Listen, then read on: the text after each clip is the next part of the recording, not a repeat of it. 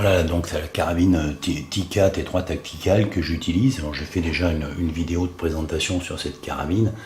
Je vais pas trop rentrer dans le détail. Mais c'est la carabine que j'ai trouvée pour le tir à 200 mètres. Et elle a vraiment toutes les qualités. C'est une carabine excellente au niveau de sa précision, au niveau de la culasse, du boîtier de culasse et du canon.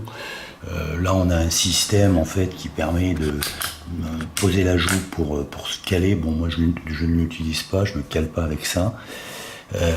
La culasse qui est vraiment c'est du pur Tikka, donc avec 2 tenons de verrouillage devant.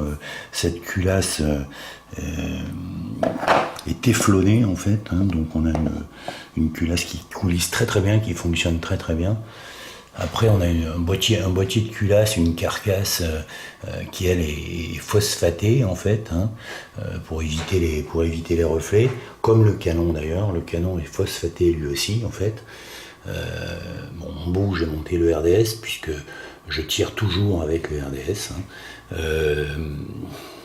J'ai moins de recul et un peu moins de bruit. Donc c'est un RDS tout acier militaire, donc qui prend les supersoniques sans aucun problème. Donc là vous avez une lunette Nikon, une 6-24 50 d'objectif, avec ses tourelles de réglage. Donc elle est livrée avec plusieurs jeux de tourelles. Hein. J'ai monté celles-là qui n'ont pas de cache et qui sont à utiliser directement. Donc là on est en 6-24 ici.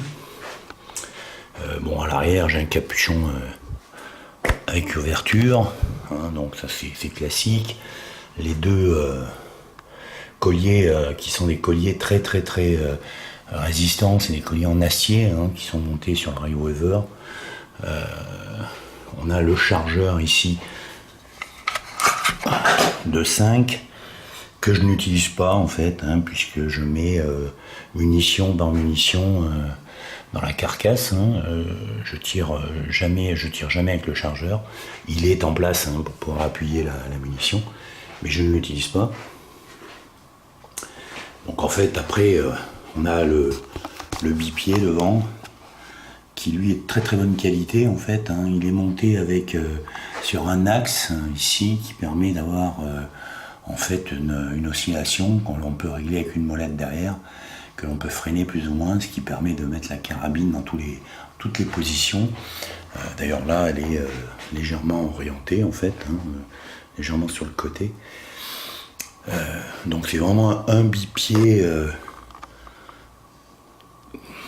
qui est vraiment très stable et avec énormément de réglages, aussi bien en hauteur qu'en oscillation, donc c'est vraiment très pratique. Là voilà le fameux RDS, hein, tout acier devant.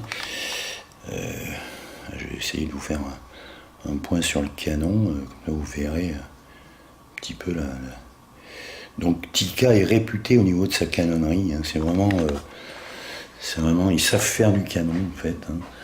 D'ailleurs ils avaient travaillé à l'époque avec Mosin Nagant pour les canons, il y avait des Mosin Nagant Tikka. Donc c'est pas des armuriers qui datent d'hier, enfin qui datent de quelques temps, quoi. Ils ont déjà fait leurs preuves. Hein.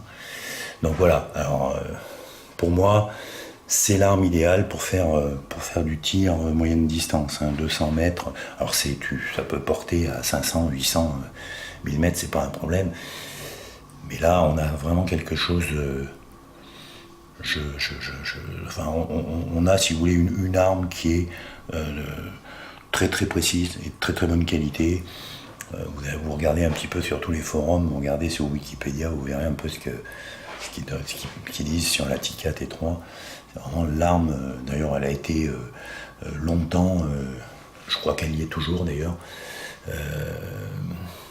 utilisée par les groupes d'intervention, les commandos du GIGN. C'est vraiment la carabine de sniper par excellence.